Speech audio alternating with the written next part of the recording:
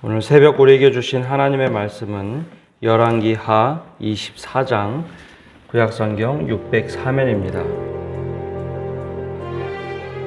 여호야김 시대 바벨론의 왕 느부갓네살이 올라오매 여호야김이 3년간 섬기다가 돌아서 그를 배반하였더니 여호와께서 그의 종 선지자들을 통하여 하신 말씀과 같이 갈대아의 부대와 아람의 부대와 모압의 부대와 암몬 자손의 부대를 여호야김에게로 보내 유다를 쳐 멸하려 하시니 이 일이 유다의 임함은 곧 여호와의 말씀대로 그들을 자기 앞에서 물리치고자 하심이니 이는 므낫세에 지은 모든 죄 때문이며 또 그가 무죄한 자의 피를 흘려 그의 피가 예루살렘에 가득하게 하였습니다. 여호와께서 사하시기를 즐겨하지 아니하시니라. 여호야김의 남은 사적과 행한 모든 일은 유다 왕 역대지략에 기록되지 아니하였느냐. 여호야김이 그의 조상들과 함께 자매 그의 아들 여호야긴이 대신하여 왕이 되니라. 애굽 왕이 다시는 그 나라에서 나오지 못하였으니 이는 바벨론 왕이 애굽 강에서부터 유브라데 강까지 애굽 왕에게 속한 땅을 다 점령하였습니다. 여호야긴이 왕이 될 때 나이가 18세라 예루살렘에서 석 달간 다스리니라. 그의 어머니의 이름은 느후스다여 예루살렘 엘라단의 딸이더라. 여호야긴이 그의 아버지의 모든 행위를 따라서 여호와께서 보시기에 악을 행하였더라. 그때 바벨론의 왕 느부갓네살의 신복들이 예루살렘에 올라와서 그 성을 애워싸니라. 그의 신복들이 애워쌀 때 바벨론의 왕 느부갓네살도 그 성에 이르니 유다의 왕 여호야긴이 그의 어머니와 신복과 지도자들과 내시들과 함께 바벨론 왕에게 나아가매 왕이 잡으니 때는 바벨론의 왕 8째 해이라. 그가 여호와의 성전의 모든 보물과 왕궁 보물을 집어내고 또 이스라엘의 왕 솔로몬이 만든 것 곧 여호와의 성전의 금그릇을 다 파괴하였으니 여호와의 말씀과 같이 되었더라. 그가 또 예루살렘의 모든 백성과 모든 지도자와 모든 용사 10,000명과 모든 장인과 대장장이를 사로잡아가매 비천한 자 외에는 그 땅에 남은 자가 없었더라.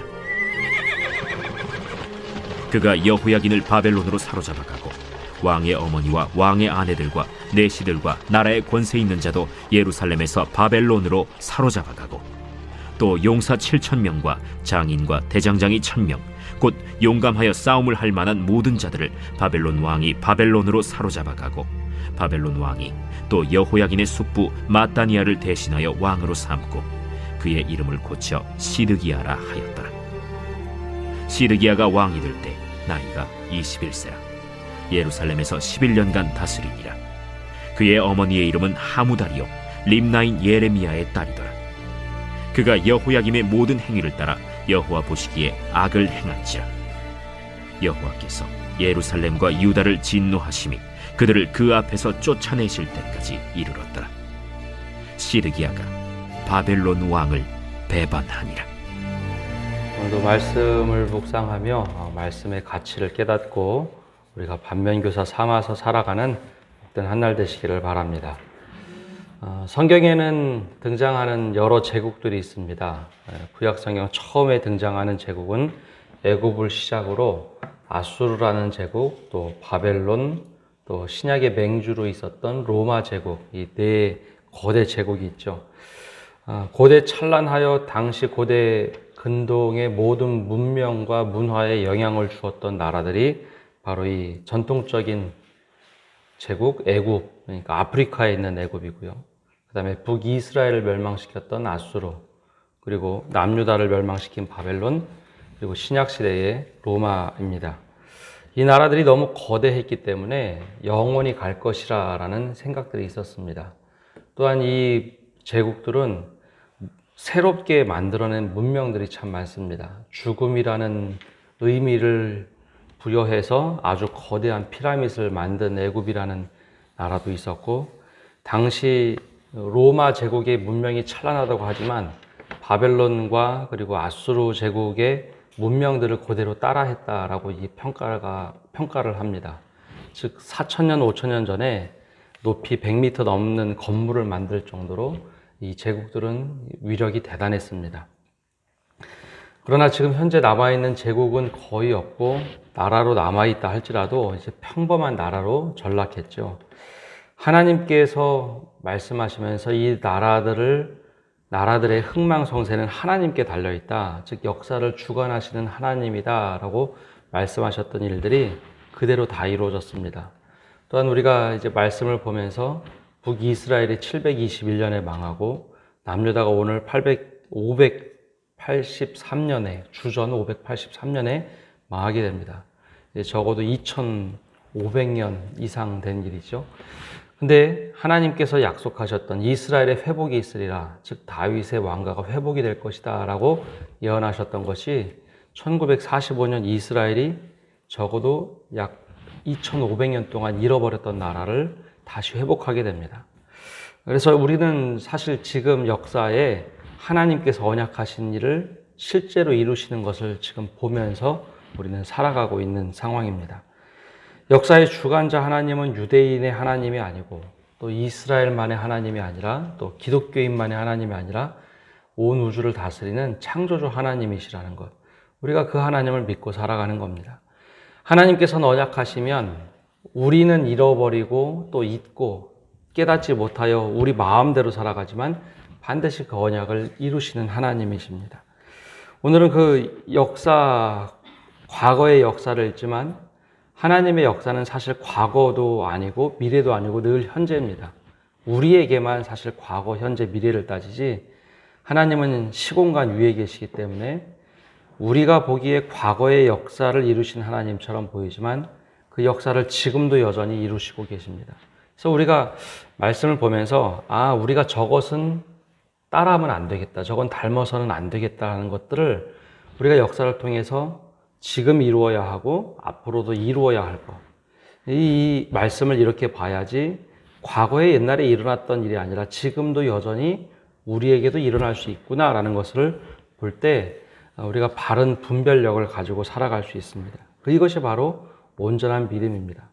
과거의 역사로 치부해버리면 지금 현재의 잘못을 우리가 잘못 판단합니다. 그래서 오늘 말씀을 보면서 또 이 반면교사 삼아야 될 것들을 좀 보시기를 바랍니다.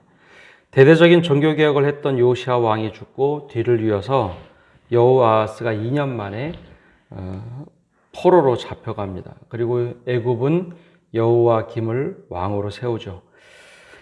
사무엘서와 열왕기서 초반에 말씀드렸던 것처럼 히브리인에게 왕이란 존재는 다른 나라의 왕들과 좀 달랐습니다. 다른 나라의 왕들은 권력을 잡고 백성을 다스리는 왕이라고 한다면 히브리인에게 왕이라는 존재는 하나님께서 세우시는 왕입니다. 즉 하나님 앞에 얼마나 정직하게 행하며 하나님의 신탁을 얼마만큼 잘 수행하고 하나님과의 관계를 잘 이어갈 것인가, 제사장의 역할도 있었습니다. 즉 제사장의 일을 하면 안 되지만 하나님과 사람 사이에 이 중보자 역할을 했던 것이 이스라엘의 왕들의 모습입니다. 그것이 바로 왕의 정체성이죠.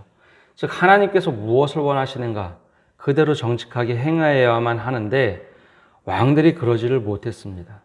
이 중간 역할에서 하나님의 신탁을 잘 수행하고 진정한 왕은 하나님이시다라는 고백을 하며 살아가야 하는데 시대가 흐르면 흐를수록 자신들의 왕의 권력을 휘두르기 시작했습니다. 두 번째 왕이었던 다윗이 그것을 제일 잘했죠. 그래서 시편의 말씀을 보면 다윗의 시 중에 왕이신 나의 하나님이라는 표현이 많습니다. 즉 내가 왕이지만 이스라엘의 진정한 왕, 온 우주를 다스리는 분은 하나님이십니다. 그래서 나는 그 중간자 역할을 통해서 하나님의 뜻을 실현하는 사람, 그렇게 자신의 자리매김을 잘했죠.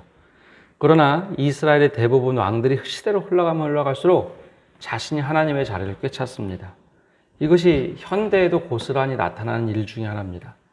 이 권력자뿐만 아니라 교회 지도자들도 하나님의 자리를 꿰차서는 안 됩니다.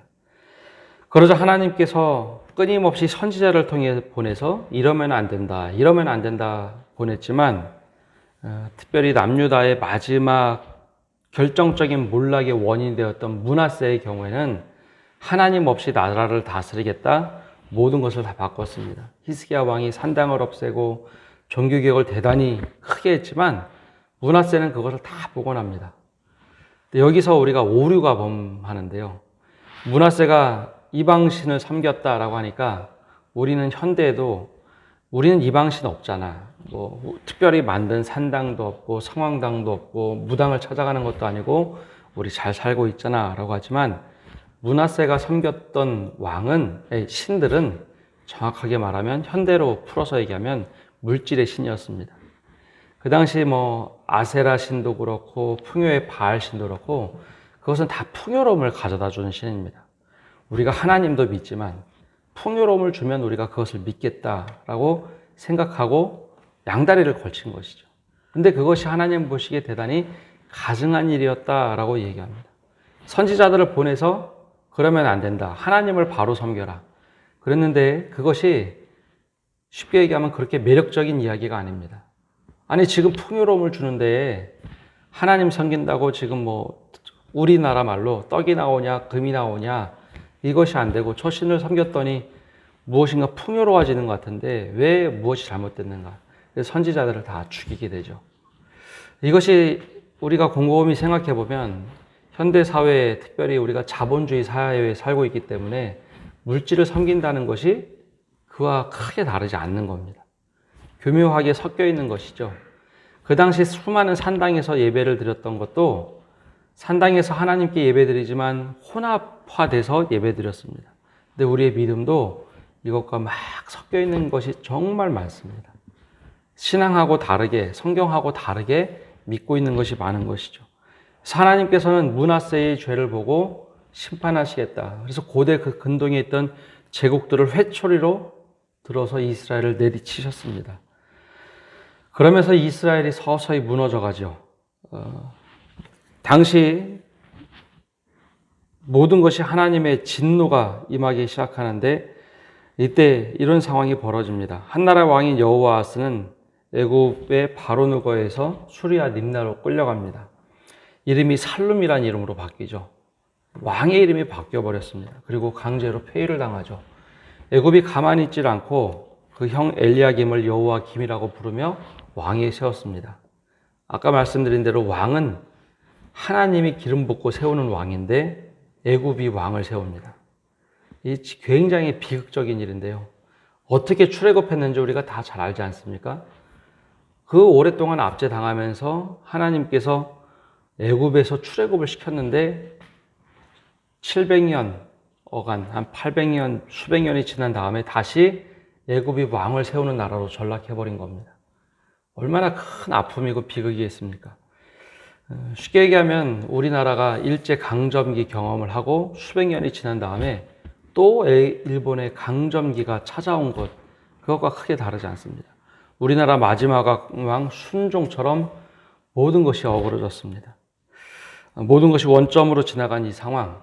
근데 고대 근동의 역사가 큰 지각 변동이 일어났는데 며칠 전부터 계속 말씀드렸던 것처럼 원래 남쪽에는 애굽이라는 맹주가 늘 자리하고 있었습니다. 거기서부터 출애굽을 했죠.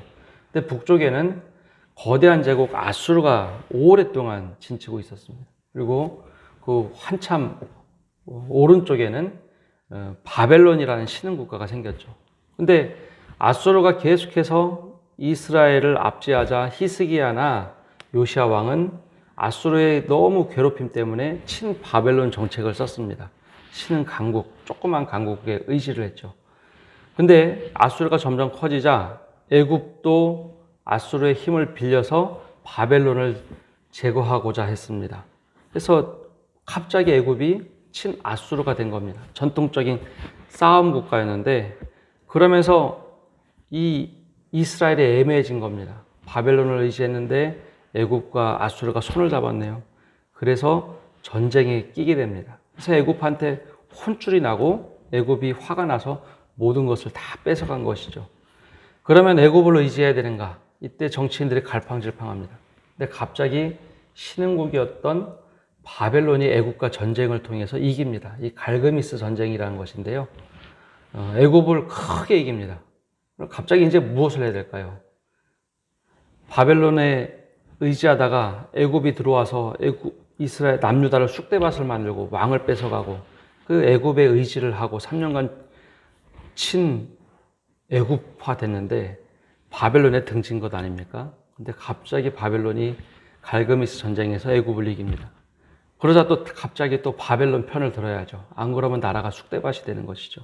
그래서 또 바벨론 편을 듭니다. 그래서 바벨론에 조공을 바쳤는데 웬걸요?